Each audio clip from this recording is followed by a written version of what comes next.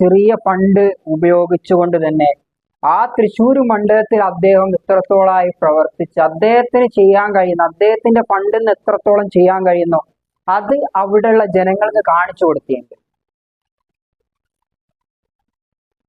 എത്ര MP മാരുണ്ടായി, എത്ര MLA മാരുണ്ടായി, എന്ത് ചെയ്ത് തൃശ്ശൂരിൽ നിന്നല്ല കേട്ടോ, ഈ കേരളത്തിൽ ഓരോ മണ്ഡലത്തിലും എന്ത് ചെയ്ത് സ്ഥാനാർത്ഥികൾ നോക്കിയിട്ടായിരിക്കണം. അല്ലാണ്ട് പക്ക രാഷ്ട്രീയത്തിന്റെ പുറത്താവരുത്.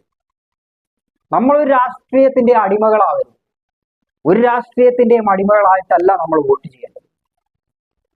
ആരെന്ത് ചെയ്ത്, നമ്മുടെ നാടിന് വേണ്ടിയിട്ട് എന്ത് ചെയ്ത്, എൻ്റെ മക്കൾക്ക് വേണ്ടിയിട്ട് എന്ത് ചെയ്ത്, വളർന്നു വരുന്ന തലമുറയ്ക്ക് വേണ്ടിയിട്ട് അവരെന്താണ് അടിസ്ഥാനപരമായിട്ട് ഈ നഗരത്തിന് ചെയ്തത്, ഈ നാടിന് ചെയ്തത്, ഈ ഗ്രാമത്തിന് ചെയ്തത്, ഈ പഞ്ചായത്തിലേക്ക് ചെയ്തതെന്ന് നമ്മൾ നമ്മുടെ മനസ്സിലൂടെ ഓടിക്കണം.